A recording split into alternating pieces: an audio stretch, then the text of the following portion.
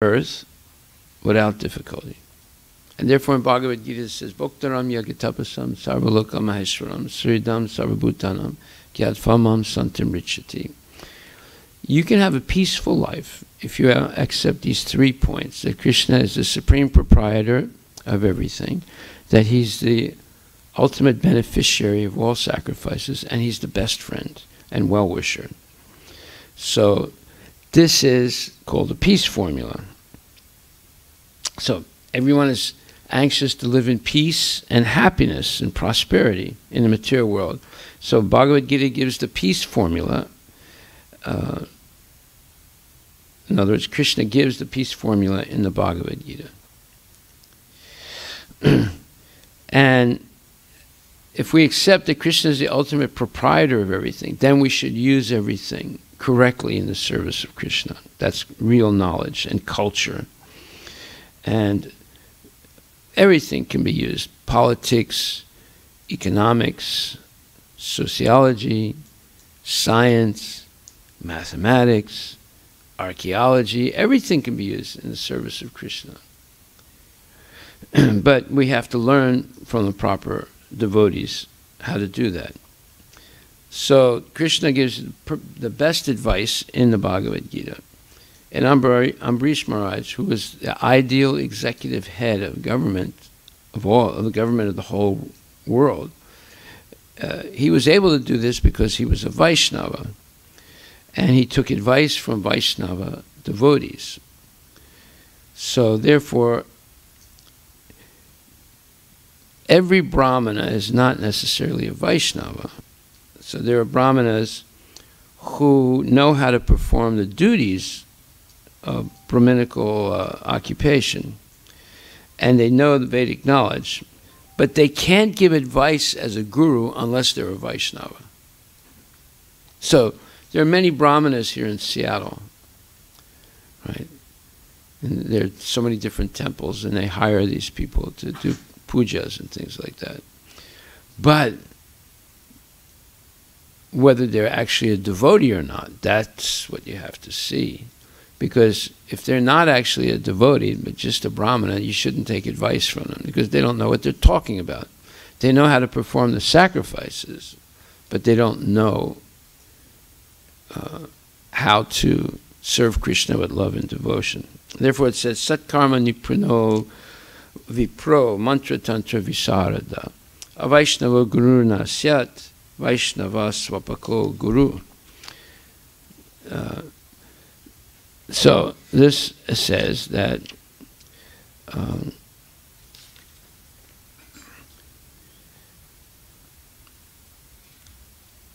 Maharaj Ambarish took advice from Brahmanas who were pure devotees of the Lord, not just experts in performing sacrifices. And ordinary Brahmanas are merely learned scholars or experts in performing ritualistic sacrifices. They're not competent to give advice. It's an important point. So, a king that doesn't, or a leader of a government who doesn't have pure Vaishnavas as advisors will make many mistakes. But when the king is a devotee and he follows the instructions of devotee Brahmanas in ruling the country, everyone will be peaceful and prosperous in that country. When the king and his advisors are perfect devotees, nothing can be wrong in the state. So therefore, all the citizens of the state should become devotees of the Lord. And then they'll develop good character. What's happening today is people go and get public education. In the end, they end up rascals. They engage in, just like every day you're reading people who are highly educated who are getting caught cheating and going to jail. Just like this one man yesterday was convicted. He was an immigrant to the United States from Albania, which is in Europe. And he became well educated and he became very wealthy, and he purchased a pharmaceutical company that was making a special drug that people need. So when he took control of that company, he raised the price of the drug like 1,000 times. And it became so expensive no one could buy it. And people were begging him, please, make the price like it was before. And he refused to do it. So then the government investigated him. And, but, because this is it's a free country, he's just a businessman. So he refused to lower the price. So many people couldn't get that drug, and they suffered tremendously. And other people just paid for it because they couldn't do without it. But the government got really angry because he was so greedy. So they investigated him, and they found out that he was engaged in money laundering and other things. So he was convicted yesterday to go to jail for 7 years. And when they gave him a chance to speak, he started crying and, asking for forgiveness. But that didn't change the sentence. You see what happens when you become arrogant and greedy, right? Now, how did he become arrogant and greedy? He came to the United States as an immigrant with his parents, and he got educated in the United States. And he grows up to be a rascal, a smart rascal, right? So what good is that education? What good is it for him? Yeah, he made a lot of money, and now he's going to go to jail because he was greedy and couldn't control his mind and senses. So here Prabhupada is saying, that the real goal of education is to become a devotee of perfect character. Yasyasti bhakti bhagavat yakinchana sarvar gunas tatar samasate sura harav bhaktasya kuto mahad guna manoratana asati dahavato bai.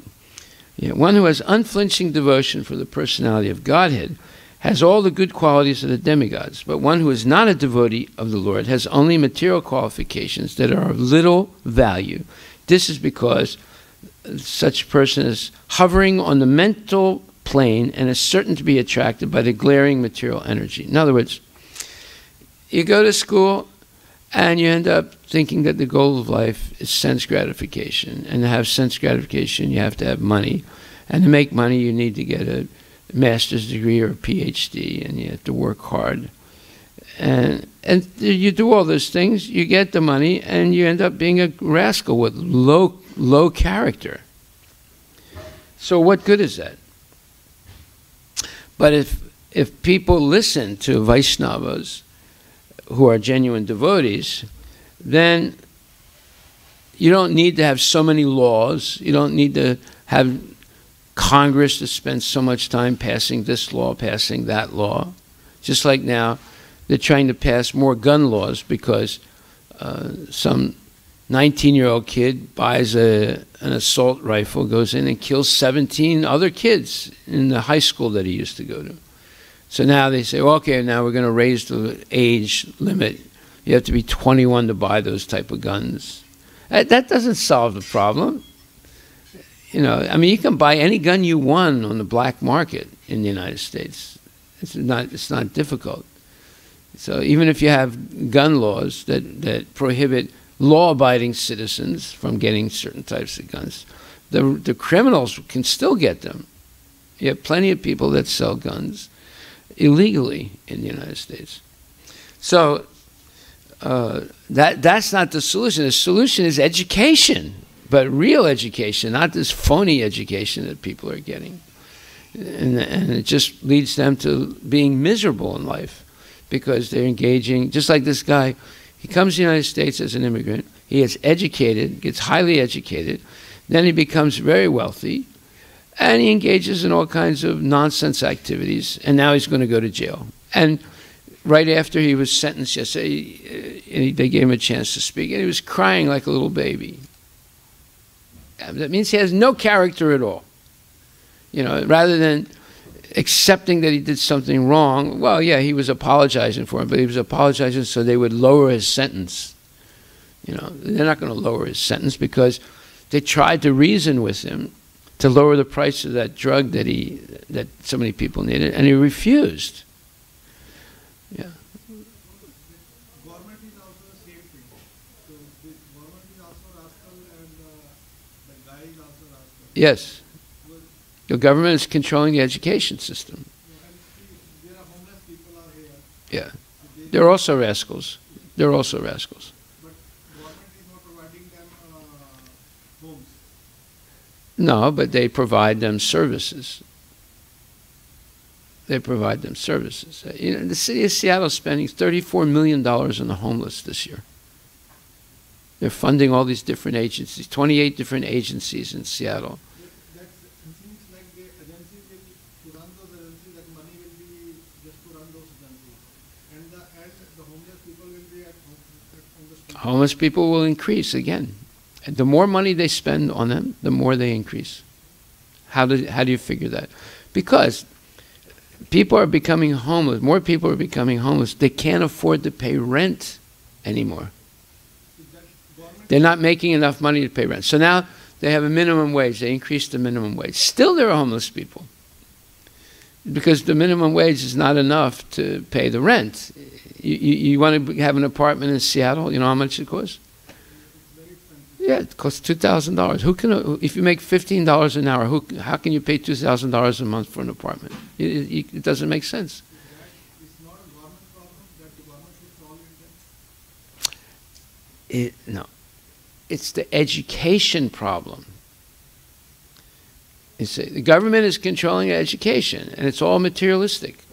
And they're teaching young kids who, and the other thing is, they've made laws by which you make more money by not being married. So people get married, and then they figure out they can make more money by getting divorced. So they get divorced. That's why half the marriages in America are breaking up now, and people are getting divorced. A person can make more money after they're divorced if they play the system.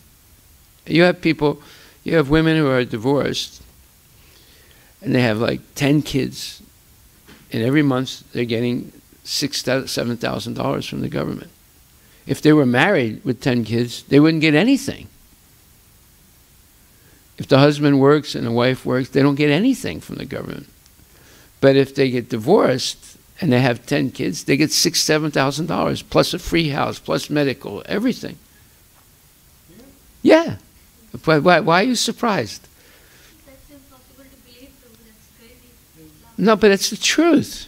What do you think, sir? Is it a truth? Yeah. He reads the newspapers. So why would you get married, you have some kids, then you realize, wait a minute, if we were divorced, we can get married, get more money. So theoretically, you get divorced, you're not allowed to live with the person you're divorced. But people live together anyway. Who's going to go and investigate? They can't investigate, half the country. Every once in a while they catch them because there's like some domestic violence thing, and then you find out the husband was actually living with the wife, but then they got into a fight and the police came, and then now they have the proof. But usually they never break down. They never find out. You have immigrants that come to this country from Somalia and other countries, right? So they come to this country, they get political asylum. They're Muslims, but they claim they converted to Christianity and they were being persecuted in Somalia, right? So they come to this country on complete false pretense. Now, when they come under Obama, you get food stamps, you get rent paid, you get money every month, right? Then what do? They start having kids. The more kids you have, the more money you get.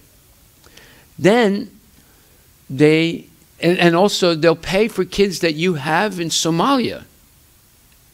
This was under Obama. They're still doing it, right? So let's say you have 6 kids here, and you have 10 kids in Somalia because you can be legally married to 4 or 5 wives. You get money for each one of those kids. Did you know that? Then they work under the table, you know, and they make more money, and they don't have to declare it. They're making $8,000 to $10,000 a month by cheating. And they figured out how to do it. And they have experts, Somali immigrant experts, who teach the new Somali immigrants how to do this. Did you know that? Yeah. So if the government knows it, then why do they still allow it? Why do they still allow it? You know, government is huge, right? So for them to figure it all out and pass laws and things, and then you have, you know, the ACLU, you know, and other legal organizations that protect the immigrants. It can take years to stop it. Yes, go ahead. In a few of your lectures, you mentioned that like Obama lets these terrorists walk through the Rio Grande. What is that? Rio Grande is the river that separates Mexico from New Mexico or Texas. Walk over it. Why would they get like citizenship? They don't get citizenship right away, but they now you do in California. California passed a new law that's coming into effect in a month or two. That if you're an illegal immigrant, you can vote, even in the presidential elections. It's a new law because California has declared itself a sanctuary state, not a sanctuary city. Sanctuary state. That means that any illegal immigrant will get citizenship status in California. No, it's now. No. So let's say you're trying to get a green card. All you have to do is go back to India, then fly to Mexico City, take a bus from Mexico City to the Rio Grande, and walk and just wade across. In summertime, it's very low. It's not a big river. You can walk across it. You walk across it right away. You'll get citizenship in California. But do you have to walk? Why do you have to walk? Can't you just like that's the route? You can't drive across a river. Huh? No, you know. I mean, there are some border guards. There are some, but you can bribe them. You know, if you speak Mexican, you can bribe them. That's so dumb though. Just walk over that river. Why do you say it's dumb? You have thousands and thousands of people doing it. Why is it dumb? You come to the United States. You're living in a poor country like Guatemala. But if you just walk across the Rio Grande River, you suddenly become rich because they give you everything. Of course they do, yeah. You have 300,000 members of violent gang, M313 or whatever is the name of the gang. They're from Guatemala. 300,000 of them in this country. It's like an army, an invading army in this country. It's still happening? Yeah, and they kill people and they extort people. They mostly kill Latino people, right? But they sometimes do kill other Americans. Would the Americans to walk there? What? No, let's say Pooja, she doesn't have a green card, right? She could just fly to Delhi, then fly to Mexico, take a bus to the Rio Grande River, walk across, or come across into California. I don't know if the Rio Grande goes to California. It goes in Texas and New Mexico. And you go across the border from Tijuana to San Diego. You become a citizen. They'll give you a special card. You can get illegal jobs in California. You can get all kinds of aid, everything. But only in California. Soon Washington's going to pass the same law. Yeah. You get free money by living on a river? Yeah, and you don't need any education. You can be a criminal.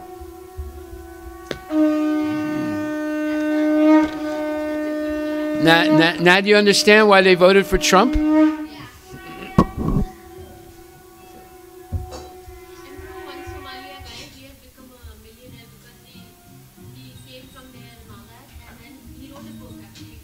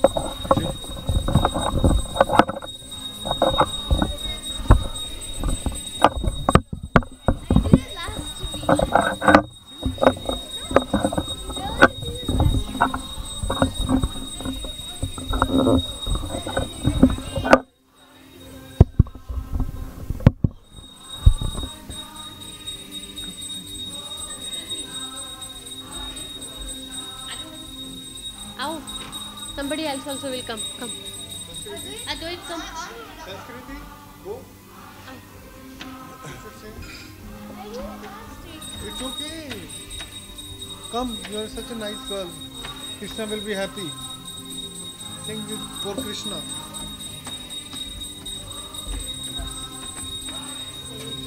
मैं तो grand river cross कर रही हूँ। वो बोले तो instruction हो गई है। Stand close to the mic. संस्कृति चलो अच्छा भी होगा। अच्छा करो आप मत जाओ सोचो कि नहीं और कौन करेगा बोलो आज कोई भी नहीं है। ओके मम्मी को तो आता ही नहीं है। मैं खड़ी हूँ आपके साथ। चिंता नहीं करो कि क्या बोलना क्या नहीं बोलना जो बोला जाए कृष्णा का नाम सब अच्छा है। शंख की वेट करने की जरूरत नहीं है।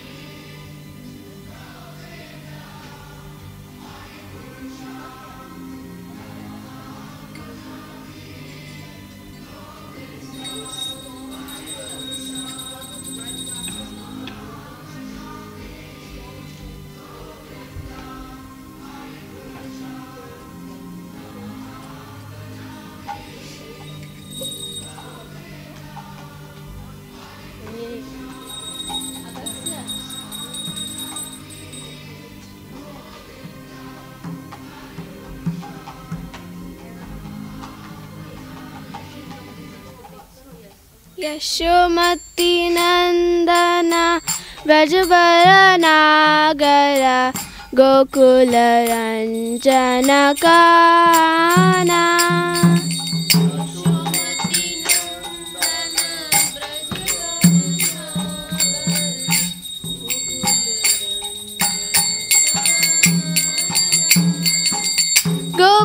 गोपीपरानधन मदन मनोहर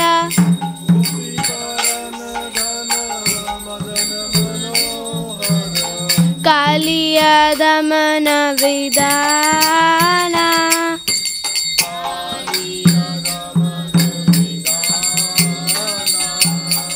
आमल हरिना ममिया विलासा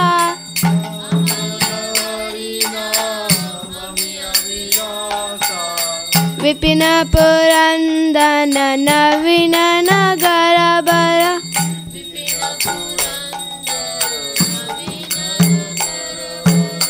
बंसी बदन सुवासा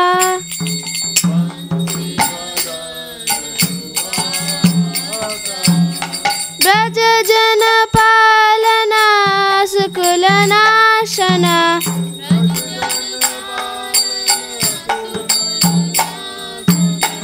नंद गोदन रखवाला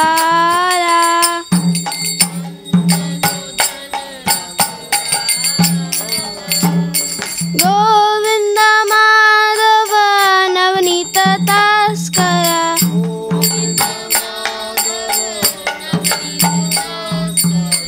सुंदर नंद गोपाला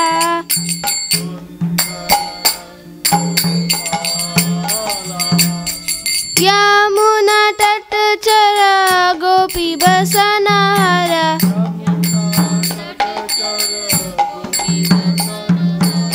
रस रसिता कृपा मोया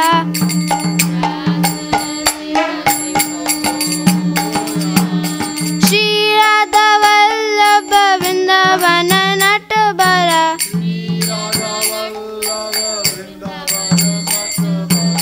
भक्ति विनोदाशया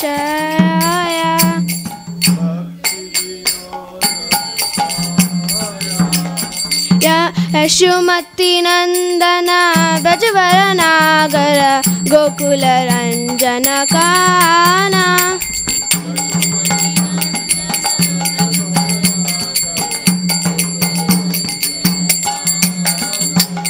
गोपी परनधन मदन मनोहर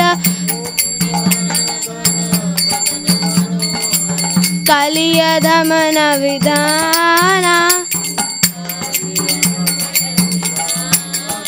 जय राधा नील माधव राधा नील माधव राधे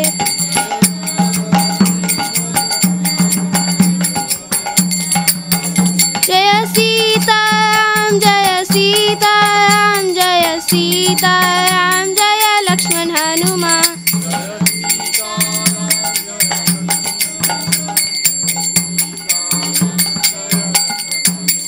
जय जगन्नाथ जय जगन्नाथ जय बलदेवा जय सुभद्रा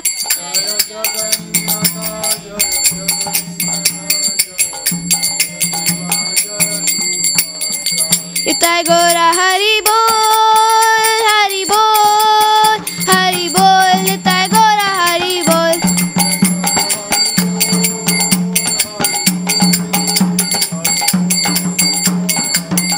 हरे कृष्णा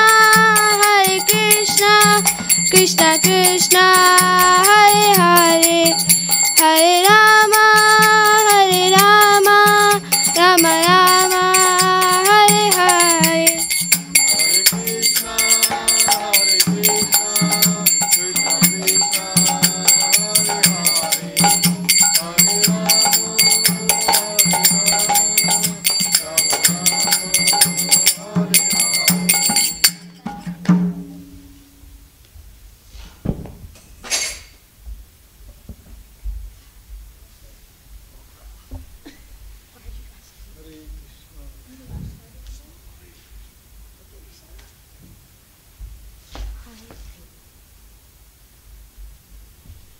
అంతకోటి వర్షం ఎందుకి Gaur Premanandi.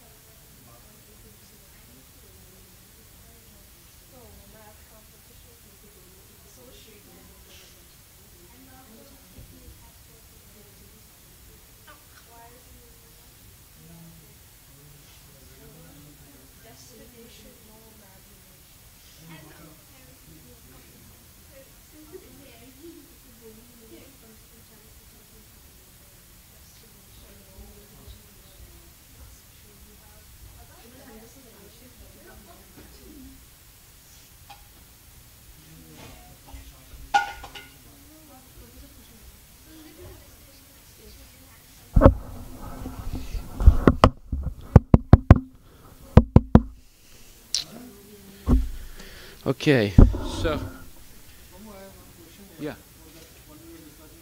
So isn't it's a Krishna will that people, according to their karma and everything, they can come to a better place.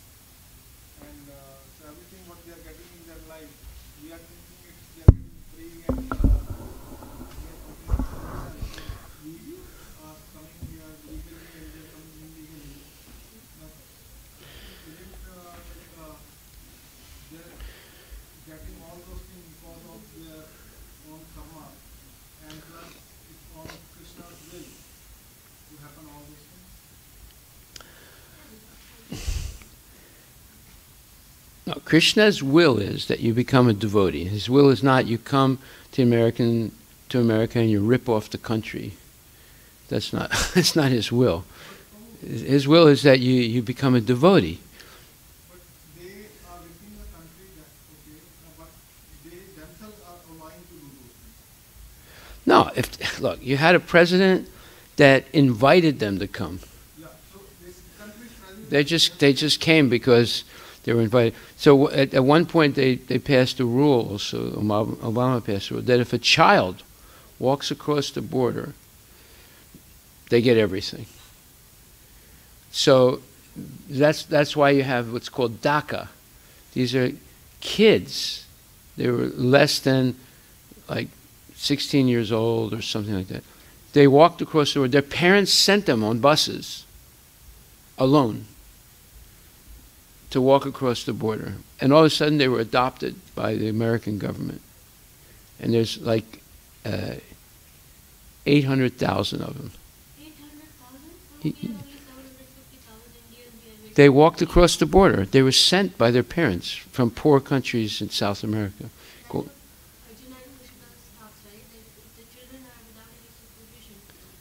Well, yeah. How to understand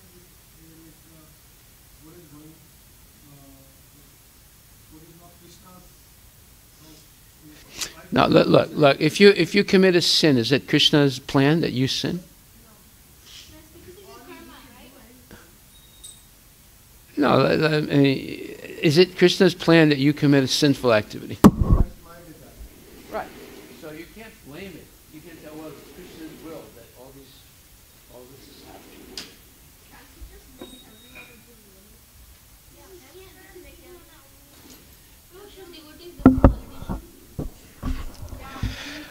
Look, Ambrish Maharaj is a politician, isn't he? He's king of the whole earth.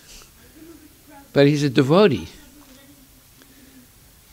And because he was a devotee, everyone in his kingdom, on the earth at that time when he was king of the earth, everyone was happy and prosperous. Aren't presidents supposed to be Kshatriyas? Yeah, Ambrish Maharaj he's a Maharaj, he's a Kshatriya. Just like Dasarat was a Kshatriya. And Vasudeva, So then you have to be a Kshatriya to be a... and not Vasudeva,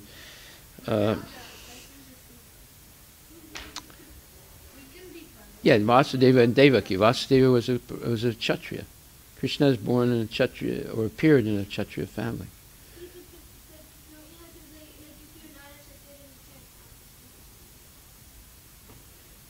Kshatriya is qualification. So some people like to be leaders, and they develop the qualification of leaders. Other people like to be farmers, so they develop the qualification of a farmer. It depends on how you work and what qualities you have.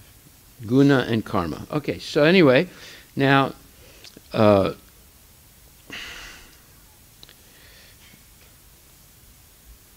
so Maharaj Ambrish, he performed the Asvamedha sacrifice and satisfied Krishna. And it requires a lot of opulence to do this sacrifice. And you have to give a huge amount of wealth, distributed in charity to brahmanas. And the leaders of the brahmanas were Vasistha, Gautama, and Asita, who represented the king. So, without doing yagyas, there will not be enough rain. Without rain, you can't grow grains.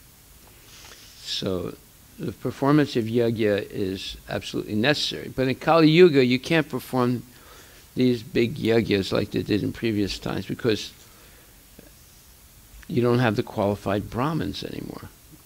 They have to be pure devotees, those type of Brahmins. They're called Yajnika Brahmanas. And therefore, Lord Chaitanya ushered in the Sankirtan Yagya, which is a yagya that you don't need such qualified brahmanas who can say all the mantras correctly and do everything correctly, and at the same time they're also pure. Anyone can engage in Sankirtan without any special training. All they have to do is just sincerely chant the name of the Lord, as we're going to try and do today. So when yagyas are performed, there's no scarcity in society. And when the yagyas are not performed, Bhumi Devi holds back her opulences. So Prabhupada says, without yagya, There will be a scarcity of rain, and because of this scarcity, no food grains will be produced, and there will be famines. It is the duty of the king, therefore, to perform different types of yagyas, such as the Asmaveda yagya, to maintain the production of food grains. Anad bhavanti bhutani. Without food grains, both men and animals will starve. Therefore, yagya is necessary for the state to perform, because by yagya, the people in general will be fed sumptuously. Brahmanas and yajnika priests should be sufficiently paid for their expert service. This payment is called dakshina. Ambarish Maharaj, as the head of the state, performed all these yagyas through great personalities like Vasistha, Gautama, and Asita. Personally, however, he was engaged in devotional service, as mentioned before. Savai mana Krishna padara vindayo. He engaged all his senses in serving Krishna. The king or head of state must see that things go on well under proper guidance, and he must be an ideal devotee, as exemplified by Maharaja Ambarisha. It is the duty of the king to see that food grains are produced even in desert countries, what to speak of elsewhere. So, Maharaj Ambarisha was a really good king. And not only he was a devotee, but he engaged the brahmanas and all the people in performing yagyas so that there would be no scarcity of food grains and other desirable things for people to live peacefully. In the sacrifice arranged by Maharaj Ambarisha, the members of the assembly and the priests, especially the Hota, Udgata, Brahmana, and Advarya, were gorgeously dressed, and they all looked exactly like demigods. They eagerly saw to the proper performance of the yajna. And the citizens of the state of Maharaj Ambarisha were accustomed to chanting and hearing about the glorious activities of the personality Godhead. Thus, they never aspired to be elevated to the heavenly planets, which are extremely dear even to the demigods. In other words, they were not interested in elevation to the demigod planets. So a person who's trained in Krishna consciousness is not interested in being elevated to the heavenly planets, even though such places might be very desirable to demigods and materialistic people. The devotees who are uniquely engaged in the service of Krishna, the Supreme Personality of Godhead, they never fear any condition of life. For them, the heavenly planets, liberation or mukti, and the hellish planets are all the same. They consider it all as insignificant. Because a devotee, by devotional service, is always situated in the spiritual world. Thus, therefore, he doesn't desire anything in the material world. He's known as akama, or desireless, because he has nothing to desire except rendering transcendental loving service to the Supreme Personality of Godhead. So Maharaj Ambarisha was such a devotee, and he trained his subjects. He trained the people in this country, in this planet, in such a way that they also were not interested in material things, including even the happiness of the heavenly planets. This is real training. This is real education. Right? So those people who are full of transcendental happiness, of rendering service to Krishna, are not interested even in the achievements of the great mystics, like the mystical powers, because such things do not increase transcendental bliss felt by the devotee who's always thinking of Krishna and serving Krishna in the core of his heart. So there's a famous verse by Prabodhananda Saraswati. Kaivalyam narakayate chidasa pur akasa pushpayate durdan tendrindiya kala sarpa patali protkata damstrayate. He says, when a devotee is engaged in devotional service to the Lord, he accepts this as the mercy of Sri Chaitanya Mahaprabhu, and he thinks that impersonal Brahman realization is no better than hell.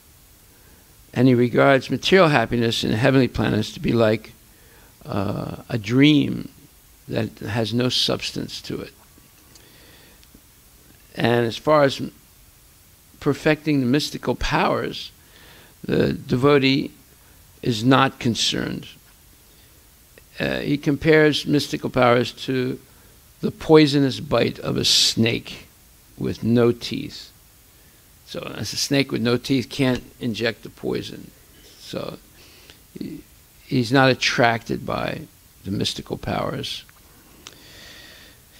The mystic yogis are able to control their senses for the most part. But the senses of a devotee are automatically controlled by keeping full engagement in devotional service. And so, therefore, there's no need to separately control the senses if you engage them all the time in the service of Krishna. But those who are materially engaged in sense gratification, they have to do specific things to control the senses. But the devotees' senses are engaged all the time in devotional service. And that means that they're controlled because they're getting a higher taste. Unless you get a higher taste, you can't give up the lower taste. The lower taste is sense gratification. The higher taste is pleasing the senses of Krishna. So the devotee's senses are not attracted by material enjoyment. Even though the material world is full of misery, the devotee considers the material world to be also spiritual because everything is engaged in the service of Krishna. So here we say the vision of a materialist and the vision of a devotee. The vision of a materialist is they want to exploit the material world for their sense gratification, and because of that they get into trouble. Just like the story of that Albanian immigrant. He got into a lot of trouble. First he had a lot of success, and then he got into a lot of trouble because he couldn't control his greed and lust. But the devotee naturally controls lust, greed, anger by always engaging the mind and the senses in the service of Krishna. So he sees his material world as a spiritual world. And the materialist sees the material world as a place of struggle, constant struggle. So the difference between the material and spiritual world is the mentality of service.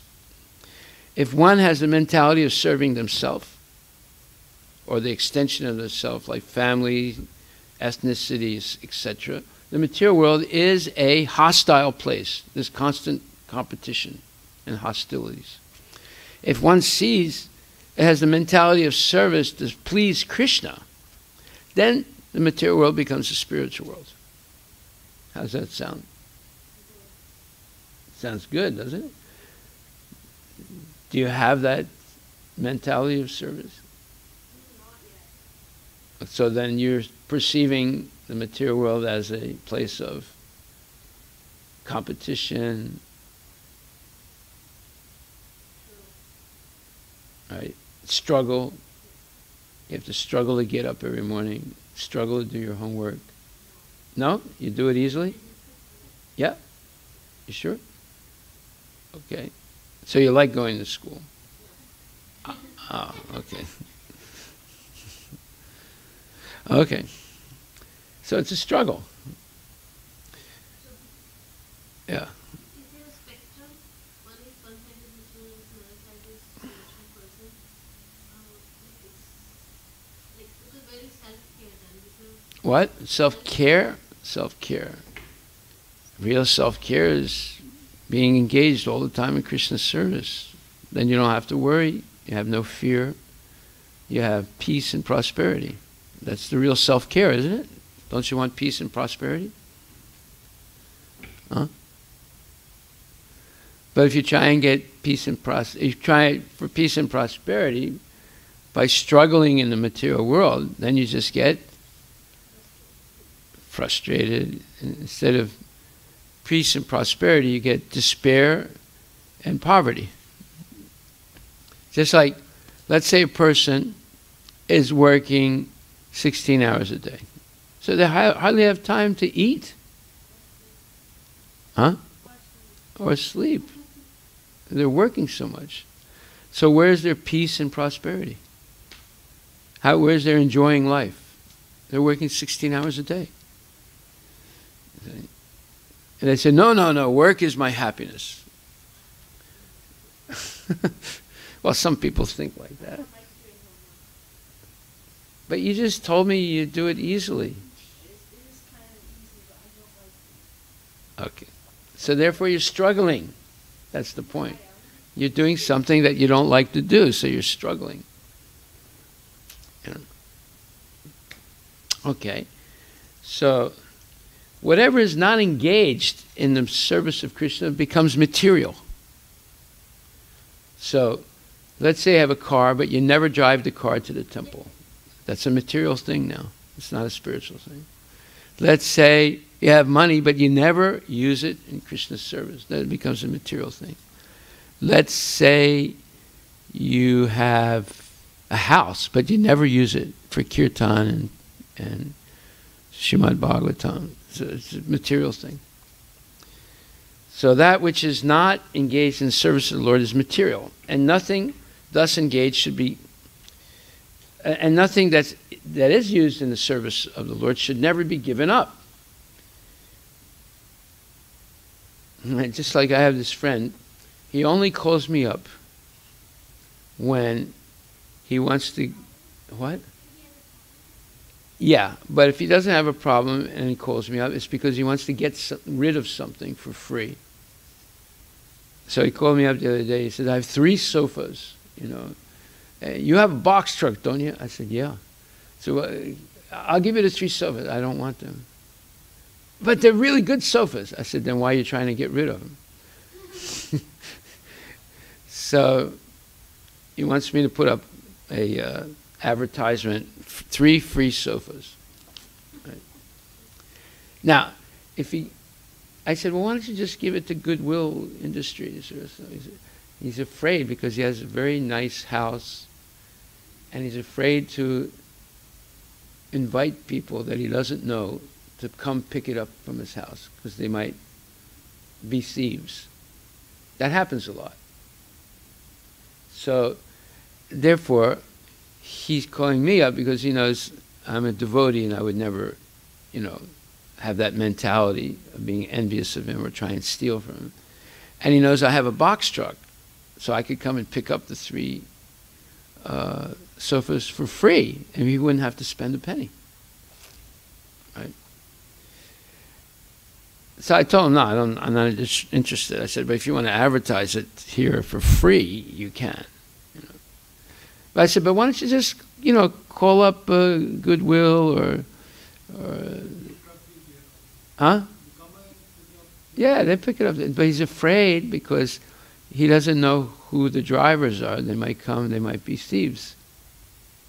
They might report his house to other thieves,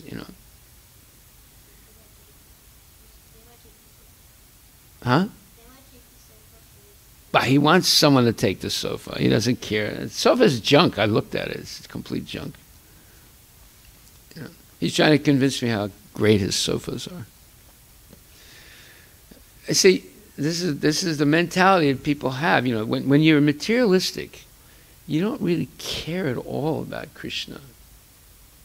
You have no...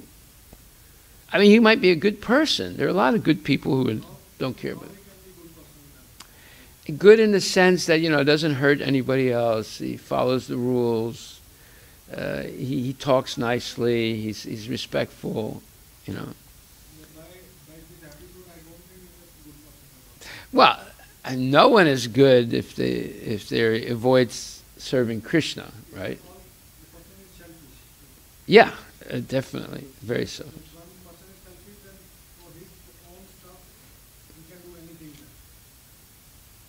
Well, no. See, you can be selfish and afraid. So you won't take any risks. Or you can be selfish and stupid and take all kinds of risks, right? And be mean, people who are selfish and scared they act nice, not to get anybody angry, right? So you think, oh, he's such a nice person. He's not a nice, he's just scared. That's the reality. Yeah. Yeah, so he doesn't want to get anybody angry and it's like that. But, and then there's other people that are just selfish and mean, and nasty. And they get in trouble all the time. But the guy who's selfish and scared, he tries to avoid trouble. So trouble still comes. But he tries to avoid it. So, he'll have long periods where he avoids it and then out of nowhere it comes, because it's his karma. Okay. So, if you build a big skyscraper, or if you build a big temple, there might be the same enthusiasm to build the building, right? But the spiritual activities that are going to take part in the temple should not be confused with the material activities that are going to take part in a building or a skyscraper. There's a world of difference between the two. Therefore, the spiritual activities that are going to be performed in the temple should never be given up. Whereas the activities performed in a skyscraper are often given up. People work in different companies that have skyscrapers and they get a better job or they get angry, they leave. But the service that one does in the temple should never be given up because that service is not for your selfish interest, it's for Krishna. So nothing compared with Krishna, the Supreme Personality of Godhead, is material. And one should not confuse material activities with spiritual activities. So, therefore, a devotee is no longer attracted by material activities. He's so involved in spiritual activities and completely satisfied by it. So Maharaj Ambarish performed devotional service to Krishna, and he also performed severe austerities, always satisfying the Lord. He gradually gave up all material desires. And then he gave up all attachment to household affairs, to wives. He was a king, so he could have more than one wife, and his children and friends and relatives. And even everything he had, like chariots and elephants and carts and horses and unending jewels and ornaments and beautiful clothes and an unending treasury. He gave up attachment to all of these things, and he considered them simply temporary and material. This is what happens when you become a devotee. This is why people are afraid.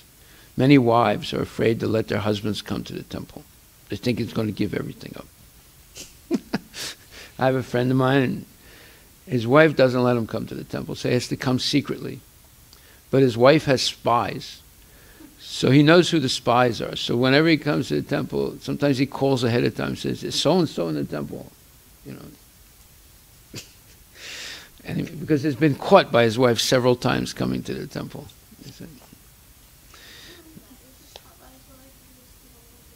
No, because if she finds out, then she makes his life miserable. What?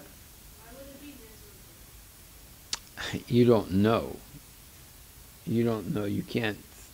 Well, you do know. You do know. You've said sometimes your mother argues with your dad. Is right? So does that make your dad happy? That makes him miserable. Now you know. Yeah. So he gave up attachment to everything. Now, does that mean? See, but he was not a Mayavadi. He was not an impersonal. When impersonalists give up attachment to everything, they give everything up and walk away from it. When a devotee gives up attachment to everything, he uses everything in the service of Krishna. Now, is that a difference? Is there a difference between a Mayavadi and a devotee? Which one makes sense? Yeah. Because if you give up something that can be used in the service of Krishna, that's imperfect renunciation. But if you give up attachment to everything and use everything in the service of Krishna, that's perfect renunciation. You see? Okay. So,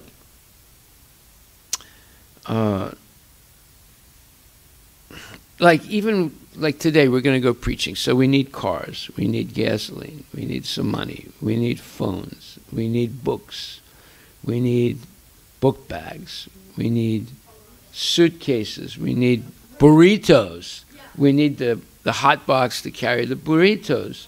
You need all these things. All these things are material, right? Krishna's service.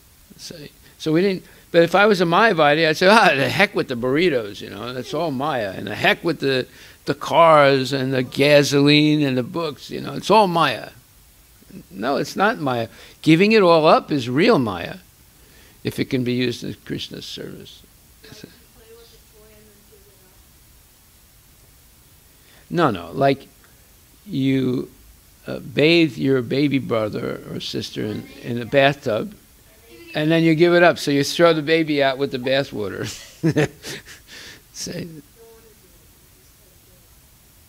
Yeah, or like a mother has a baby. Like this happens almost every month in America. A mother has a baby, and right away she kills the baby. Yeah. No, that's different. This is after the baby is born. Right as soon as it's born, they kill the baby. Isn't that called murder? It is. But if you have an abortion and they kill the baby while it's still in the womb, that's not murder. That's legal. You say. If you don't want it, then why did you try to get the baby in? You see, there's something you're not understanding. You don't understand how stupid people are. You assume that, everyone's intelligent. No, there's really stupid people in this world. How did they get stupid? They don't take advice from people who are, knowledgeable. They engage in really unclean habits. Well, no, they don't take care of their body because they eat meat, they smoke marijuana, or they drink, and they get really stupid. They do dumb things. There are many, many people like that doing really dumb things every day. So that's why, if you follow the regulative principles, you don't get dumb, you get smart. No meat eating, no gambling, no intoxication, no illicit activities. Always hear Bhagavad Gita, Srimad Bhagavatam, eat only prasadam and respect it, and do service in the temple, and always chant Hare Krishna. So if you follow these rules, you get smart. Smart means you can tell the difference between what's material and what's spiritual. And what's material is something material that's not used in Krishna's service. It's used for sense gratification. What's spiritual? It's something material, but used in Krishna's service. You see? So, therefore, you become smart. And by doing that, you're going to see something. Krishna was very pleased by Maharaj Ambarish's unalloyed devotional service. Unalloyed meaning his complete devotional service. So, he gave Maharaj Ambarish, guess what he gave him? A new Tesla? No. Gold? No. Let's say, more wives? No. More kingdom. More kingdom. What? No, he gave him his Sudarshan chakra. It's right here. It says, Tasma adad darish chakram pratyanika bhayavaham. He gave him his Sudarshan chakra. You're going to find out. Why would you? Let's say I had a choice between more gold or Sudarshan chakra. Which one would you take? Why? No, that means that no one could hurt you. You'd be invincible. Now, gold just attracts thieves. They'll come and kill you to get the gold. Sometimes rich women, they wear these very expensive, like there was this one lady, Kim Kardashian, she had a $4 million ring, right? And she was staying in this very exclusive hotel in Paris. You know what happened? She got murdered? No. The thieves bribed the concierge, the person guarding the hotel. So he let them in at night. They went up to her apartment. They got into her apartment. They said they were, she ordered room service, so they came up dressed like hotel people. She opens the door. They go in. They put a gun on her head. And they said, give us the ring and all the other jewelry and money you have. Otherwise, we'll cut your finger off to take the ring. And we will really hurt you. What? She could have taken out her Sudarshan chakra. But she's not a devotee, so she didn't have one. What? Hid it, but she was in a safe place. This is an exclusive hotel with everything is locked. There's direct contact with the police. The police could be there in like 2 minutes. But the thieves bribed the guards. So, huh? You know how much they stole from her? First of all, you have to be stupid to be carrying so much expensive stuff with you in a foreign country. They stole over $20 million. It all happened like in 5 minutes. Yeah, they warned her, give us trouble, you're dead. So she showed them what everything was. They tied her up. They put tape around her mouth and everything. And they just walked out with the $20 million. But if you had a ring that's $4 million and you go to school with it and you tell your friends, this is worth $4 million, what do you think would happen to you? Someone would try to steal it. Yeah, I guess that. My friend brought a $4,000 watch with a diamond in the middle and titanium on the side. Okay. What happened? He doesn't bring it anymore. I have no idea why. Because his parents got angry. Because he could get robbed easily. If someone finds out that he has a $4,000 watch, a little kid. Yeah. Okay, so Krishna gives him his Sudarshan chakra. A devotee being always engaged in the service of the Lord may not be expert in self-defense, but because a devotee fully depends on the lotus feet of the Supreme Personality of Godhead, he's always sure of protection by the Lord. Jai Shri Shri Radha Nila Madhava Ki Jai.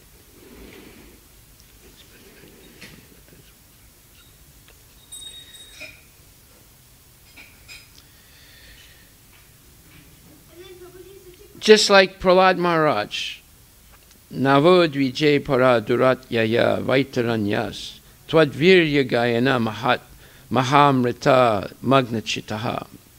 A devotee is always merged in the ocean of transcendental bliss of rendering service to the Lord. Therefore, he's not at all afraid of adverse situations in the material world. The Lord always promises, Konteya Pratijanihi Nami Bhakta Pranashyati.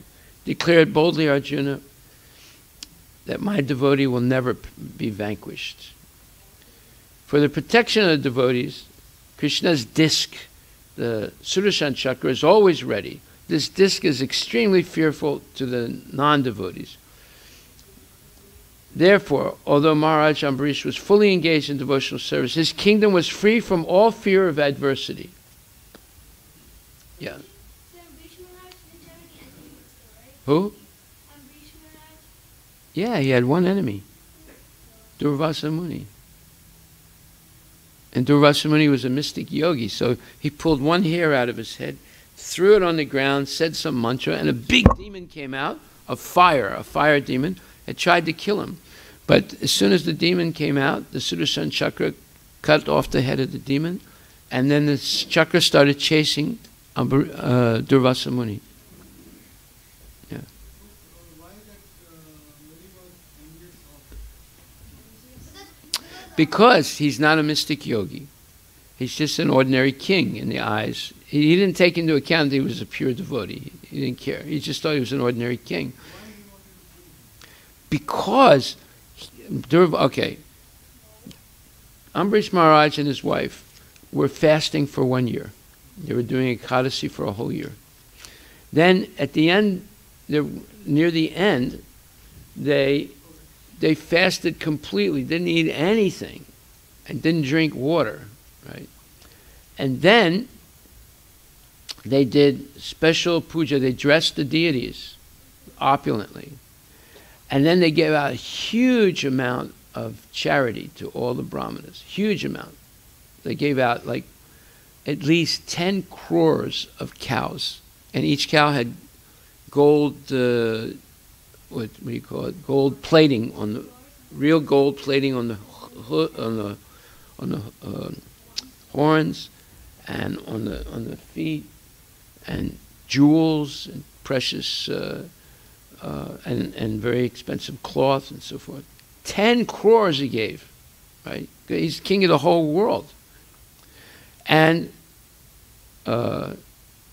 then they were ready to break their fast. Both he and his wife did it together, not just him. Then Durvasa Muni arrives with a whole bunch of disciples. I think it's 60,000 disciples. And he wants to eat. So Maharaj Ambarish says, yes. But then Durvasa Muni says, okay, well, I'm going to go take a bath first in the Yamuna. So this is happening long time ago in Vrindavan, right, or near Vrindavan. And when he goes, it's the exact time when Ambarish Maharaj has to break his fast, after 1 year. And then he talks with the Brahmins and says, what can I do? I have to break the fast, otherwise it'll be an incomplete fast. On the other hand, I can't eat anything before I feed Ambarish Maharaj and all his disciples. Durvasa Muni and all his disciples. So the Brahmins say, well, drinking water can be considered breaking a fast, but it can also be considered not breaking the fast. So they give him a wishy-washy answer. And then Maharaj Ambarish, who's a devotee, a pure devotee, says, actually, it's not breaking a fast. I'm not eating anything. And then he quotes some scripture. So he drinks a little bit of water to break the fast without breaking the fast. But when Durvasa Muni comes back, he's a mystic yogi, he realizes that Maharaj Ambarish broke the fast. So he becomes extremely angry. See, his point is, he's a mystic yogi, he's not a devotee. Therefore, he has tremendous knowledge and tremendous power, but he's not able to control his anger. And it became angry because he thought Maharaj Ambarish disrespected him. He didn't, but he thought he did. So he became tremendously angry, and he produces a demon from his mystical power. And the demon tries to kill Ambarish Maharaj. That's the difference between devotee And mystic yogi. See, karma yogi, jnana yogi, and mystic yogi, all three types of yoga are actually obstacles on the path back to Godhead. They're actually obstacles. So Durvasa Muni went to all the Brahma, Vishnu. Yes. So how he can reach there? Like, Because he had this mystical power. He was perfect in his mystical power. Narayana, by his own will, then he had. But Narayana instructed him that if you insult my devotee, I can't stop Sudarshan Chakra. Only the devotee can stop. He said, because the devotee is more precious to me than myself. You know, he will come to that point where he says that. He's instructing Ambarish. He's instructing Durvasa Muni. All of them, Brahma and Shiva and Narayana, all three instruct him to show the superior position of Krishna and the devotee of the Lord. Narayana tells Durvasa Muni later on, the pure devotee is always within the core of my heart, and I am always in the heart of the pure devotee. My devotees do not know anything else but me, and I do not know anyone else but them. So, since Durvasa Muni wanted to chastise Maharaj Ambarish, it is to be understood that he wanted to give pain to the heart of the Supreme Personality of Godhead. Because he says, the devotee is in my heart. So he actually wants to give pain to the heart of Narayana, or Vishnu. The pure devotee is always Sadavo Hridayam Mayam. The pure devotee is always within the core of my heart, Lord Vishnu, or Narayan says. The Lord's feelings are like those of a father who feels pain when his child is in pain. Therefore, offenses at the lotus feet of a devotee are serious. Chaitanya Mahaprabhu has very strongly recommended that one not commit any offense at the lotus feet of a devotee. Such offenses are compared to a mad elephant, because when a mad elephant enters a garden, it causes devastation. Therefore, one should be extremely careful not to commit offenses at the lotus feet of a pure devotee. Actually, Maharaj Ambarisha was not at all at fault. Durvasa Muni unnecessarily wanted to chastise him on flimsy grounds. Maharaj Ambarisha wanted to complete the Ekadasi Parayana as part of devotional service to please the Supreme Personality of Godhead, and therefore he drank a little water. But although Durvasa Muni was a great mystic Brahmana, he did not know what is what. That is the difference between a pure devotee and a so-called learned scholar of Vedic knowledge. The devotees, being always situated in the core of the Lord's heart, surely get all instructions directly from the Lord, as confirmed by the Lord himself in Bhagavad Gita. Tesam evanukam partam. Out of compassion for them, I, dwelling in their hearts, destroy with the shining lamp of knowledge the darkness born of ignorance. The devotee does not do anything not sanctioned by the Supreme Personality of Godhead. As it is said, Vaishnava Vera Kriya Mudra Vijneha Na Bujhaya. Even the most learned or experienced person cannot understand the movements of a Vaishnava, a pure devotee. No one, therefore, should criticize a pure Vaishnava. A Vaishnava knows his own business. Whatever he does is precisely right because he is always guided by the Supreme Personality of Godhead. So therefore, insulting a Vaishnava is the worst thing a person can do. Yeah. And what happens? Because right from the beginning, when someone comes to Krishna consciousness, Krishna protects that person. Right from the beginning, if they're sincere. Therefore, the best thing we can do is become a sincere devotee and chant. And that's what we're going to do today. We're going to go out in the streets and chant. Hare Krishna, Hare. You going to come? Yeah. Good. You going to come? Duh? Yeah. Okay. Good. You coming? Yeah. No. Why not?